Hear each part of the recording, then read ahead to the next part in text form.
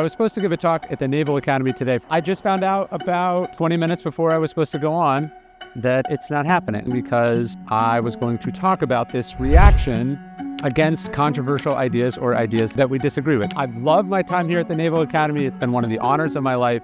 I'm terribly sad and somewhat bewildered. This amazing institute of higher learning is now banning books, and not just banning books, but not allowing criticism of that decision as well. Some people have resigned in protest over it. I felt like I couldn't in good conscience go and deliver this lecture.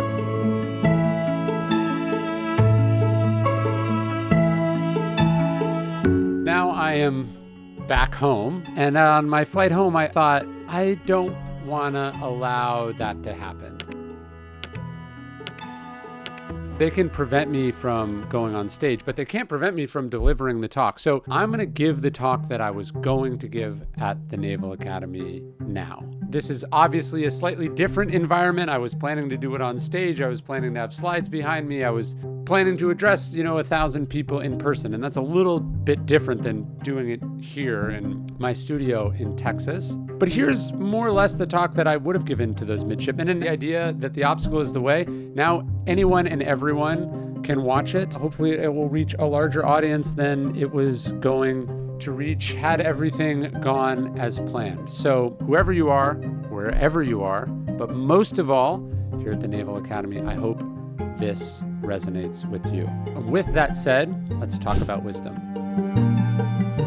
I want to take you back to the summer of 1943. A young man from Illinois is sworn in and inducted at the Naval Academy. And so as a young James Stockdale gathers with his fellow plebes to be sworn in to the Naval Academy as World War II rages across the globe, he swears his oath to the Constitution and to the country. And his father, who had dreamed for many years that his son would one day enter the Naval Academy, gives him a parting word of advice. He says, I want you to try to be the best man in that hall. Now, what did he mean by this? When he urged his son to try to be the best man at the Naval Academy, did he mean class rank? Now, ultimately, James Stockdale ranks about 130th in his class at the Naval Academy, which, although impressive, is, I think, by no means the best. So his father must have meant it at some other level. And certainly Stockdale himself understood it at another level. And later that month, he writes a letter home. And the advice from his father is still pinging around in his head. He said, Dad, when you left, you told me you wanted me to be the best man in that hall. And I'm going to try to do that. I think what his father was saying was something similar actually to a piece of advice that a Stoic philosopher gave another great soldier, Pompey the Great. As he set out to battle pirates in the Mediterranean, he stops in to visit the Stoic philosopher Posidonius. And he asks him if he has any advice for him before he departs. And Posidonius says, quoting the Odyssey, that you must be best and always superior to others. Now, again, was Posidonius referring to winning all of the battles? Was he referring to the greatest conquests or the greatest feats of intellectual achievement or piling up the most money? I don't think so. He was, of course, referring to the idea of virtue, the Stoic virtues of courage, discipline, justice, and wisdom. He was saying, be the most virtuous man, be superior to others in that sense. And this is what Stockdale's father was advising his son. Reminds me of another story about two Spartan wrestlers who, after a long, hard battle, wins.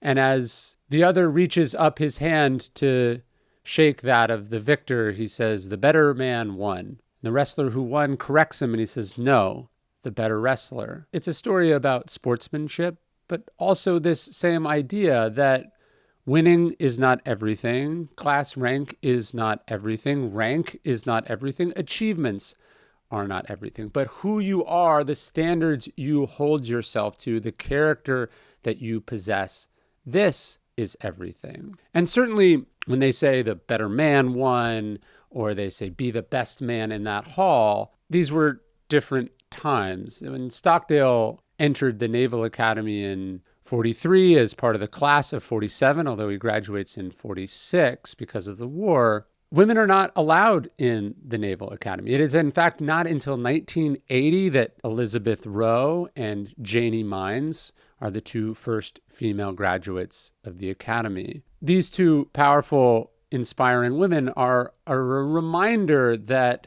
as the Stoics, in fact, talked about, there is nothing gendered about virtue or greatness. Long before the controversies about DEI, Musonius Rufus, the philosophy teacher of Epictetus, is not only teaching a slave like Epictetus, but writes a fascinating essay about why women also need to be taught philosophy. He would say that it should be obvious that there is not a different set of virtues for men and women, that virtue is virtue, arete is arete, excellence is excellence, courage, discipline, justice, and wisdom is demanded of each of us as individuals, and that it is what we ought to aspire to, whoever we are, whatever we do. It is the compass that guides us. It is our true north. And there is a reason that wisdom is considered the mother of the virtues, because it tells us when to apply courage. It tells us what is right and what is wrong. It tells us what the right amount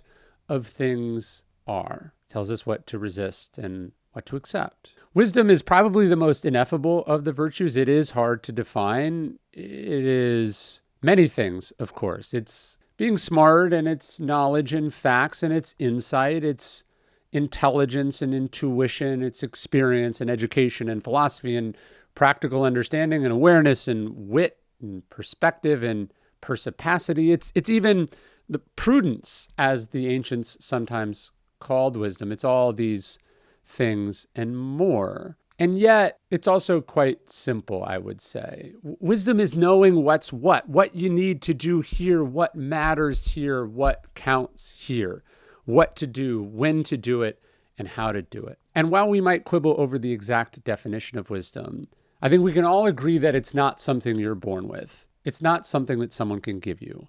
Wisdom is something you have to earn. It's something you have to get. It's not something that can be given. As Seneca would say, no one is wise by chance. Certainly we can all agree about that. You have to earn it. It is the result of toil and struggle, and trial and error, and so many things. Wisdom is work. And it's really the work of our lives. And that's what I want to talk about today. It was certainly the work of Stockdale's life. He graduates from the Naval Academy in 46. Then he spends almost 20 years in the Navy, rises to the rank of commander, and then he's sent to Stanford to get a master's degree. Now, it might seem strange that the Navy would send a fighter pilot in their late 30s to Stanford to get an advanced degree, but Stockdale knew exactly why he was there. And in fact, he was a bit frustrated his first year or so at Stanford. He said that one of the things that struck him was that he'd taken all these classes, he'd spent all this time, but the one thing that he hadn't gotten was wisdom. He said, I was lacking an inspiration or a pole star to guide me. He'd just been processing relatively tedious material at first. And then as he walked through the halls of Stanford one day, a man approaches him, at first confusing him for a fellow professor. And this man is named Philip Rhinelander. Rhinelander had himself served in the Navy during World War II, and he asks Stockdale what he's doing and what he's looking for, and they strike up a friendship. And in the way that the hero's journey often involves the seeking out of a mentor, Rhinelander becomes this for Stockdale. And he gives him a book off of his shelf. He reaches behind him and he grabs the Enchiridion of Epictetus, and he hands him this book, a book that would change the course of Stockdale's life. As Marcus Aurelius would say that a mastery of reading and writing requires a master, so does life. And so in this way, Rhinelander becomes a mentor and a teacher to Stockdale. He spends countless hours in his office getting reading recommendations and life advice, discussing big ideas, and ultimately takes Rhinelander's course in philosophy. As it happens, this introduction to Epictetus is a rather timeless encounter. Marcus Aurelius himself would be introduced to the writings of Epictetus by his philosophy teacher, Junius Rusticus. He thanks him at the beginning of Meditations for loaning him his copy of Epictetus from his own library. And these may have been notes on Epictetus's lectures that Rusticus wrote down himself, having perhaps attended some of Epictetus's lectures. In any case, Marcus would say that just as a mastery of reading and writing requires a master, so does life. I think in Stockdale's case, the meeting of the teacher is an essential part of the hero's journey. The person who opens up the door, who gives us the material we need, who teaches us. Marcus Aurelius has this teacher not just in Rusticus, who he remains close to for the rest of their remaining lives, but he is given a second gift when he is adopted by the Emperor Hadrian. And Hadrian senses that Marcus is too young to become emperor by himself. So he adopts a powerful senator named Antoninus, who in turn adopts Marcus Aurelius. Hadrian probably imagines that Antoninus will live for a few years. Instead, Antoninus lives for more than 2 decades. And Marcus decides to learn under him. Instead of them becoming rivals, instead of seeing Antoninus as an impediment, Marcus assumes the role of a willing student, of an apprentice, and gets 20 years of on-the-job teaching. History affords us almost no other example of 2 heirs to the throne getting along in such a fashion, learning from each other in such a fashion. And when you read the effusive praise that Marcus gives Antoninus and all the things that he learns from him at the beginning of Meditations, you are given a textbook example of what good mentorship looks like. Admiral Michelle Howard, a class of 82 graduate of the Naval Academy, would say that we sort of have 2 choices in life. We can try to figure things out on our own and stumble, or we can talk to someone who has had the same shared experiences. We can learn by trial and error, or we can learn from the experiences of others. That's the choice that we get to make. This question of who we are apprenticed under, who are we learning from, who is our guide, who is opening doors for us, is one of the most essential questions of our education. And are we really listening? Because as the Stoics say, it is impossible to learn that which you think you already know. Ego gets in the way. Our ambition gets in the way. Our entitlements get in the way. Our conceit gets in the way. There's a famous statue of Nero, who was also given a great teacher. He is attached to Seneca himself, one of the wisest minds in the ancient world. And he too had the opportunity for years and years of on-the-job study. But he resents Seneca's leadership. And as you can see in the statue, the body language resembles that of the petulant teenager. It resembles the person whose ego tells them that they already know everything they need to know. It is the sulking, petulant, close-minded, deliberate ignorance of a petty narcissist. All the things that Nero was and all the things that ultimately proved to be his undoing. Look, learning is not always fun. Mentors are not always nice. The course they set out for us is not always easy. But as Epictetus said, as Stockdale would have read in his copy of the Enchiridion, the philosopher's lecture hall is a hospital. It's painful. He says you shouldn't walk out of it feeling good or pleasurable, but you should still be in pain because you weren't well when you entered. The work, the rework, the changes, the remedies that philosophy applies to us, that the doctor, that is our teacher, subjects us to, won't always be fun. And it will take time to recover. But where we end up, that is what matters, and that is what's important. Our greatest mentor has to be the past. Although our teachers are essential, the most accessible teacher is the past. Clio, the goddess of history, is there and prepared to mentor and teach all of us. Patton famously believed he was the reincarnated spirit of countless warriors from the past. As he would write in a famous poem, "So as through a glass and darkly the age-long strife I see, where I fought in many guises, many names, but always me." And there is a story about him touring a Civil War battlefield where the awful and violent Battle of the Wilderness was fought. And as he discussed the battle with his tour guide, he began to argue, saying that the tour guide's version of events were incorrect, that it had happened this way and the troops had traveled that way. And as the argument got heated, an old man walked up to him and said, No, the general here is correct. I was at this battle as a boy, and that's precisely how it went. And Patton too believed that he had been there as a boy, and that this experience remained within him in some form. And as convincing as Patton's belief in this sort of mystical, otherworldly cycle of regeneration is, I think there's actually an easier and in some ways more impressive explanation, which is that as a young boy, Patton was almost debilitatingly dyslexic. He did not write or read until he was 12 years old. His parents actually kept him out of school. They were worried that he would never do these things. They wondered if he was mentally disabled in some form. But instead of giving up on their son, what they did was they read to him a lot. His aunt, Nanny, read to her favorite nephew constantly, and so did his father. They read him the Odyssey and every classic they could get their hands on. His father also used his connections to bring in Civil War veterans and politicians and any well-known person that he could meet, and Patton would buttonhole them and ask them every question he possibly could. He grew up surrounded by history. History became almost real to him.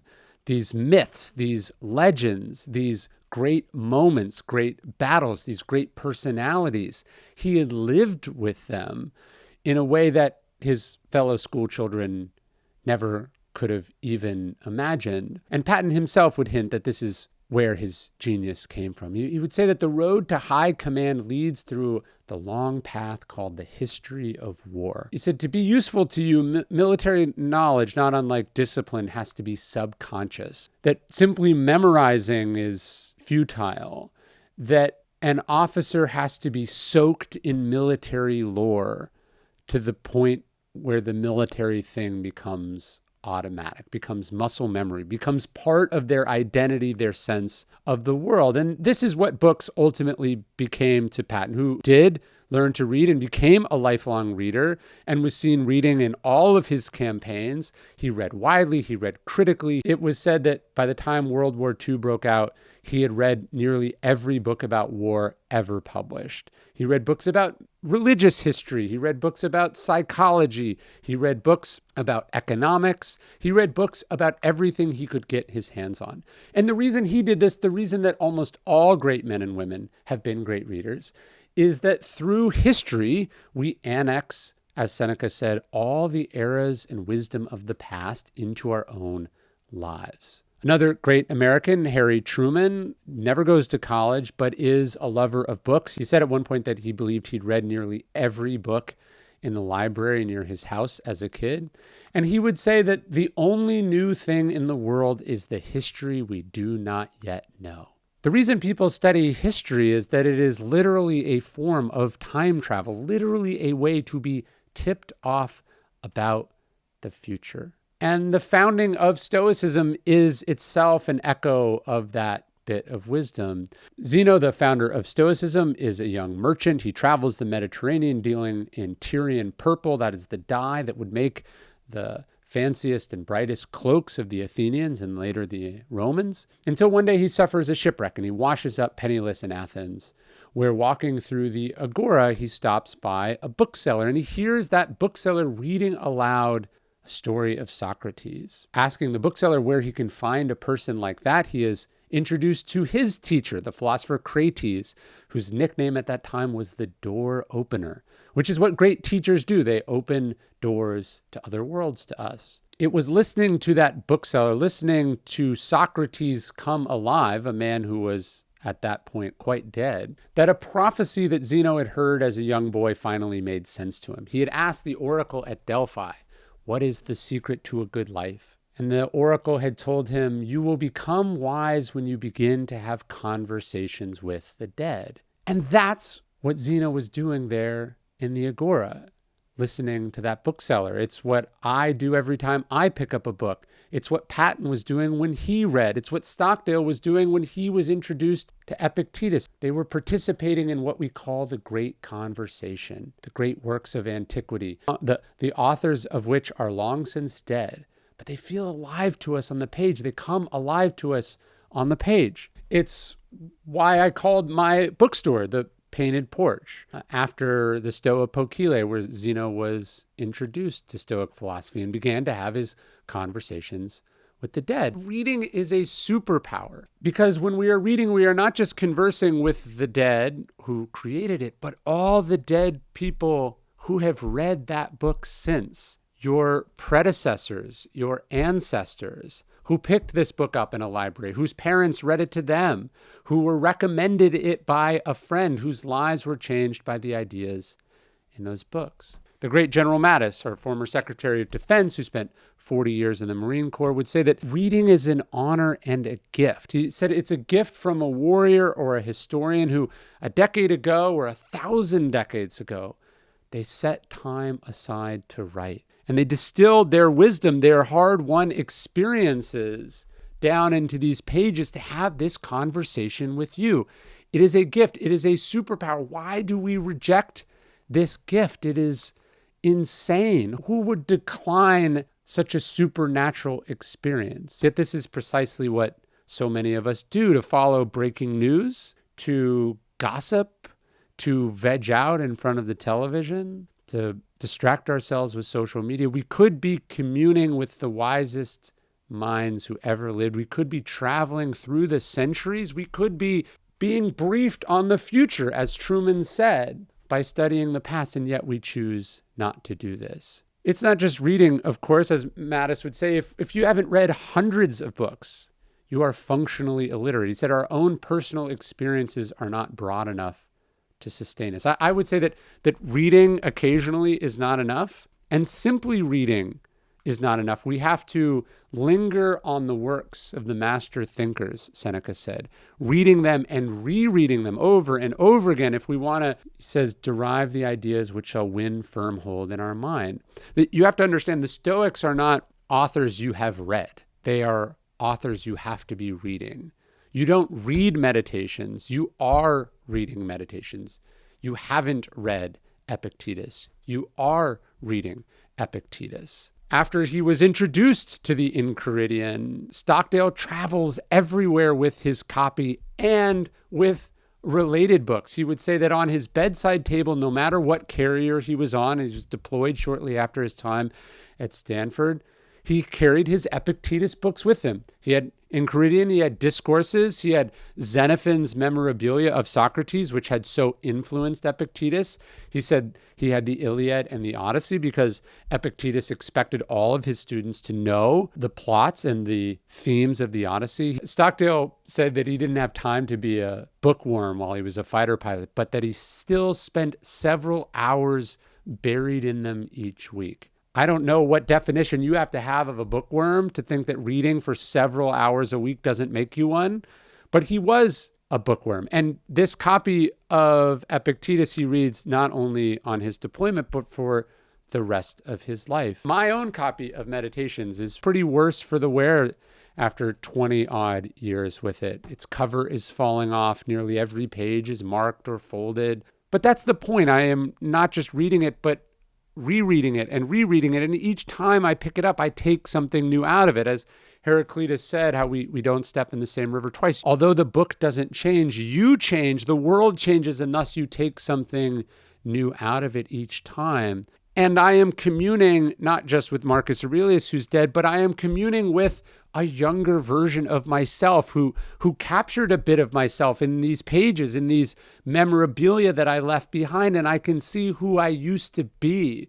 What struck me then, I can disagree with myself. I can talk with my younger, more ignorant self as well. When I say that we have to read, I don't just mean we read the popular books or we read the acceptable books. We have to read critically. We have to read dangerously. Seneca said that we have to read like a spy in the enemy's camp. And this is what he was doing when he quotes Epicurus throughout his own writings. He says, quoting bad authors even when the line is good. Seneca wasn't afraid of a rival school of philosophy. He wanted to learn from them. He wanted to absorb their wisdom too. You could argue that the class that influences Stockdale the most, that he relies on most in the ordeal that lay ahead, was actually not Epictetus. In the fall of 1961, he enrolled in a class he'd eagerly been trying to get into, which was a class on comparative Marxist thought. And he said that what struck him about the class is that they didn't read criticisms of Marx or summaries of Marxism. They read only the Marxists themselves. He said, we read no criticism of Marxism, only the primary sources. He says, for almost a full year, we read nothing but the works of Marx and Lenin. He was reading like a spy in the enemy's camp. He would write a letter home to his father that one of the things he learned from his parents is that you can't beat something you don't understand, that you will be better equipped to beat something you understand than something you don't understand, something you have closed your mind to. And we should think about what Stockdale would think about the news that almost 400 books have been removed from the Naval Academy library, and that this was no accident, but in fact, the official policy of the United States government. And when I first saw the news on April 1st, I suspected at first that it was an April Fool's joke. The idea that the best and brightest students in the country are seen as too fragile, too easily manipulatable, too susceptible to be exposed to works that people don't like or disagree with. This transgresses the very ethos, the very purpose of higher education, which is to challenge, which is to open doors, which is to allow you to understand things. And understanding and being familiar with something is not the same as liking or endorsing or embracing it. The Naval Academy is not the only place where this energy is being directed. In the small town in Texas where I live, where my bookstore is, there was an effort to remove a number of books from the high school library. And thinking of the lyrics to one of my favorite Rage Against the Machine songs, we think of censorship as the burning of books, but they don't burn books anymore. What they do is they remove them. They deprive us of our right to access them. And I partnered with this company, Scribd, and we just gave them out to every student who wanted them, right? Because when people tell you shouldn't be allowed to read something, you shouldn't be able to engage with an idea, it is precisely those ideas that intellectually curious people ought to go towards. Secure and confident and smart people ought to try to understand. And look, one of the reasons we study history is to understand that none of these debates are new. In the 1950s, there was incredible political pressure to censor what books could appear on federal installations, largely on embassies all over the world. And in 1953, Eisenhower was asked about this at a press conference, would he ban communist books from U.S. embassies? And he said, look, my view is that censorship and hiding solves nothing. And he pointed out the fact that in the run-up to World War II, as people were astonished and horrified by what happened, it was obvious in retrospect that more people should have read Mein Kampf. He said, they laid it out and we didn't read it. He urged people to read Lenin and Stalin and Marx. He said, if we're going to run a free government, let's educate ourselves. I just refuse to accept that young people are sensitive little snowflakes who have to be protected. There's a great dichotomy. What kind of learner are you? Are you a soldier or are you a scout? Even if you're training to be in the military, you don't want to be a soldier when it comes to learning. A soldier is trying to defend what they know, what they've been taught. A scout reads dangerously, reads curiously, plunges into unfamiliar territory, gets behind enemy lines, and seeks to understand anything and everything, particularly the things and the points of view from the people they disagree with. They steel man rather than straw man. They investigate rather than persecute. This is what Seneca was saying. We must read like a spy in the enemy's camp. I think it's essential to point out here that the books that have been removed from the library at the Naval Academy are not Marxist texts or Mein Kampf. They are in many cases art, literature, works of legitimate, if not controversial scholarship. They are criticisms of America and American history. That is, Maya Angelou is not the enemy. If Stockdale can read The Enemy and try to understand it, certainly can make room for some of our greatest poets and writers.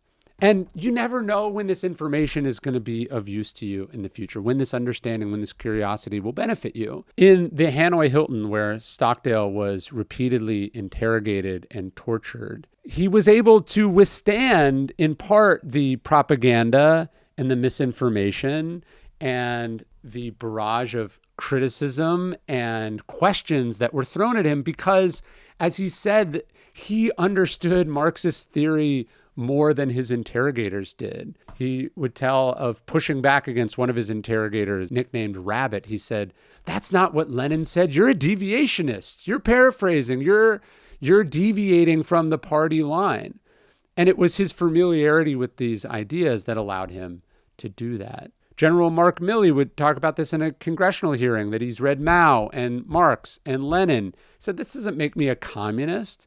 He says, "What's wrong with having situational understanding about the country for which we are here to defend?" This is what great thinkers do. This is how wise people educate themselves, because we are going to need to be able to deal with complexity and discomfort and contradiction. The poet John Keats would talk about this idea of negative capability as this beautiful metaphor of the mansion of many apartments, that there's these different rooms, and that the mark of a good mind was the ability to hold contradictory ideas in it at the same time. That America is good and has done bad is one of those ideas. That people are awful and people are heroic and inspiring. That issues can be simple and complex at the same time is a form of complexity that a simple mind cannot handle. Admiral James Rickover, class of 1922 at the Naval Academy, the father of America's nuclear navy, would say that so many of our present ills stem from our chiding faith in the search for perfect answers. He says it requires a degree of maturity to realize that all solutions are partial. And I would add to that things remain unclear, things contradict each other, things are confusing, understanding is sometimes elusive. If you cannot handle that, if you need things to be simple and clear, you are going to have a rough go of it, particularly in this line of work. If the history you are reading doesn't make you uncomfortable, you are not reading history. If you are only looking for stuff that you agree with that confirms or supports what you want to be true, if your deepest held beliefs aren't regularly being challenged, I don't know what path you are on, but it is not the path to wisdom. Things are not simple, and if they are simple to you, you are doing it wrong. We have to be able to think for ourselves. Right? Leaders must be independent thinkers, or they are, by definition, not leaders. The famous charge of the Light Brigade, maybe you know the Tennyson poem about it, or hopefully you know the Iron Maiden song about it. But the Tennyson poem, it's an illustration, ultimately, I think, of this idea. Half a league, half a league, half a league onward. All in the valley of death rode the 600. Forward the Light Brigade, charge for the guns, he said. Into the valley of death rode the 600. Forward the Light Brigade. Was there a man dismayed? Not though the soldier knew, but someone had blundered. Theirs not to make reply, theirs not to reason why, theirs but to do and die. Into the valley of death rode the 600. But the 600 didn't need to ride into the valley of death. Although their heroism was incredible, it was also pointless. And if at any point in the process someone had seen and questioned what was so obviously a blunder, had the courage to push back on these deranged orders, if the commanding officer himself, who knew that the charge was almost certainly mistaken, had the courage to question what obviously resulted from a miscommunication, that heroism wouldn't have been necessary. They could have been saved for another day. And it was precisely this hard-headedness, this lack of independent thinking that Florence Nightingale would bump into in the Crimean War, where she fought with equal heroism to introduce basic sanitation and medical reforms to prevent so many men from needlessly dying in military hospitals. She would lament that these officers and their superiors, their heads were so flattened by the boards of military discipline that they were basically children. And she spent needless energy fighting this resistance, this status quo bias, energy that could have saved lives. And many, many lives, many, many men, a generation of soldiers died needlessly because of the inability to conceive of doing things differently.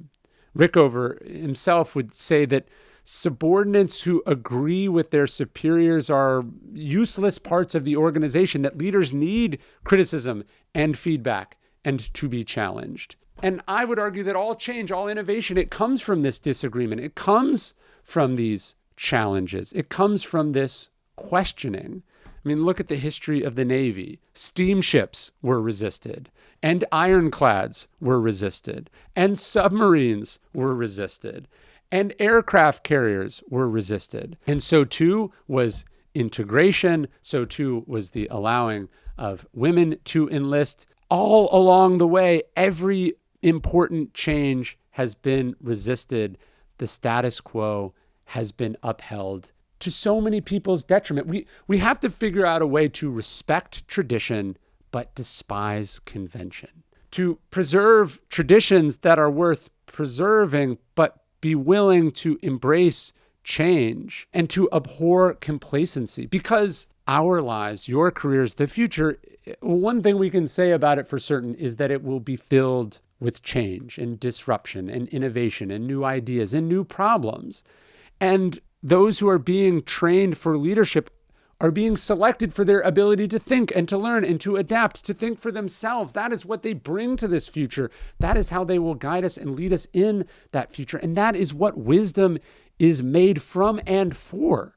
The great physicist Richard Feynman was once told about some theory from a colleague, and Richard said, "That's bullshit. What are you talking about? None of that makes any sense." And the colleague replied, not by defending the idea, but by saying, "Professor Feynman, this theory has been commonly accepted for some time."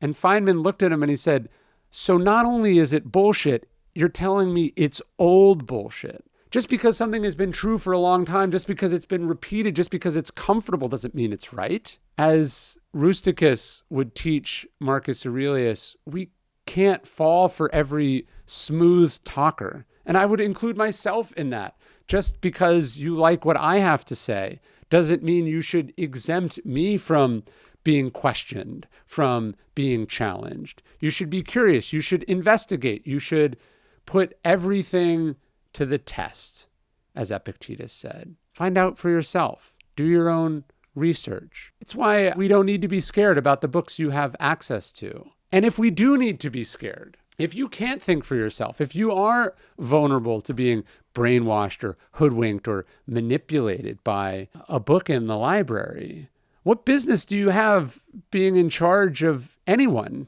let alone a cutting-edge fighter jet or an aircraft carrier or a weapon of any kind? As I said, this has to be the work of our life, this path to wisdom and education. Marcus Aurelius was seen leaving the palace one day in Rome. He's widely beloved and respected. He's been a philosopher for most of his life. And a friend stops him and he says, "Sir, where are you going?" And Marcus says, "I am off to see Sextus the philosopher, to learn that which I do not yet know." The friend was amazed. He said, "Here we have the king of the Romans in his old age taking up his tablets and going to school." It's striking to me that Admiral Stockdale was my age when he entered the halls of Stanford.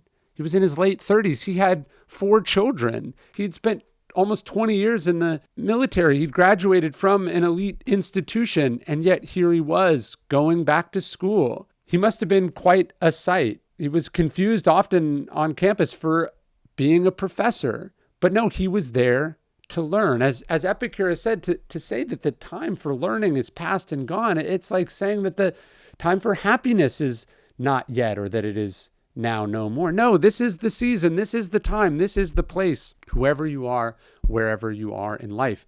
It's not just about becoming a student, but about remaining a student for the rest of your days. General Mattis would say that there is assigned reading for every rank of Marine, that even generals are assigned new sets of books that they must consume. And you think about it, as you go through the ranks, you are exposed to new problems, new ideas. There are people who have been in your exact shoes, who have written about or been written about, and that experience is there for you. You can talk to them. You can travel back in time. You can anticipate the future problems you're going to have. He says that at no rank is a Marine excused from studying. And this is true not just for the Marines, but for all of us. As I conclude here, I want to leave you with this idea that at some point you will come to a problem or an opportunity or a command, at which point you will need wisdom. You will need something to draw on, and it will be too late in that moment to get what you need. The challenge of an education, Stockdale would say later, is not to prepare people for success, but to prepare them for failure. And he said that it's in hardship and failure that the heroes and the bums get sorted out. You're going to want to draw on this virtue, but you can only make that withdrawal if you've been making the deposits along the way, if you've developed the compass, if you have cultivated the base of knowledge and experience. For Stockdale, the pivotal moment of his life comes in September of 1965.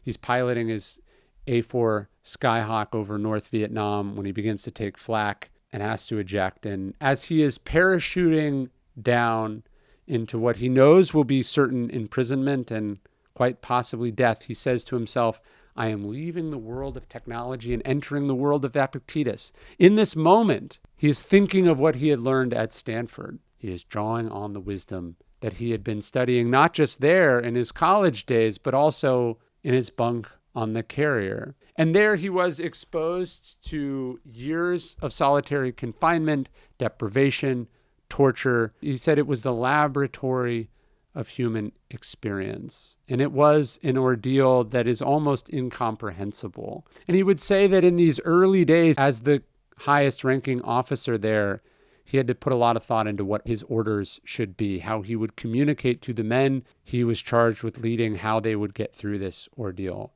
He quickly realized that government policy was woefully insufficient, that it had to be more than name, rank, serial number, and date of birth, that he said that had no chance of standing up in the torture room, that they're under the gun as the masters of their own fate. He said we had to throw out the book and write our own. At Stanford, he remembered Professor Rhinelander telling him that a man with a proper education, should the necessity arise, refound their own civilization. And that is what Stockdale did in the Hanoi Hilton, tapping through the walls in furtive moments and brief encounters, through the letters he wrote home, through the messages that were passed man to man in the way that they resisted in the example he set.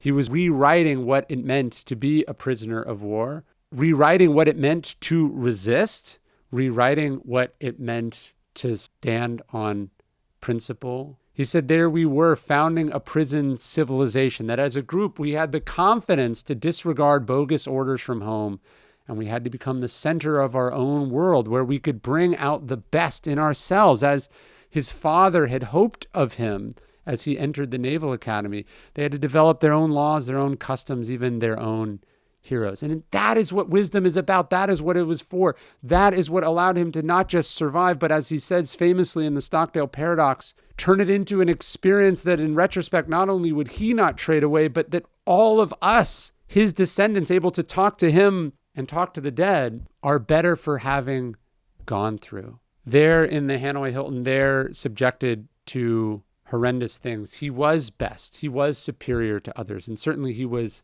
superior to those who tried to break him. And that's what wisdom is. That's what virtue is about. That is the message of the talk I wanted to leave you with. Courage, discipline, justice, and wisdom.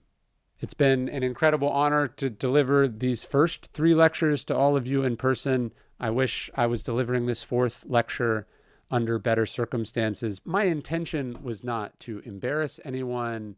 My intention was not to cause trouble for anyone.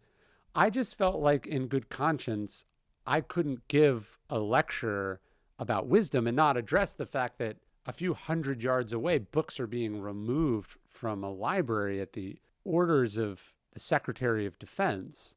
I felt that given that I had stood in that room and addressed the midshipmen on the subject of courage, on the subject of discipline, on the subject of doing the right thing, I couldn't then fold just because the pressure was being placed on someone who was placing it on someone who was placing it on someone who way down the line is putting that pressure on me. That felt like a betrayal, not just of Stoicism, the philosophy I have tried to apply in my life, but also a betrayal of Stockdale, in whose name I was giving this lecture and whose story I was telling in the talk that I was going to give. And look, I understand the impossible position that the good folks at the Naval Academy have been placed in. These are not choices they should have to make. They should not be having to weigh academic independence and their job security or their pension or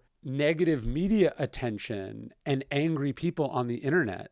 They should not be having to be afraid of these things. And I understand that I'm in a very different position than them. And this is what I said. I said, look, I'm a private citizen. So not only am I not subject to these various constraints, I have both a freedom as well as an obligation to respond differently than somebody else who has slightly more on the line.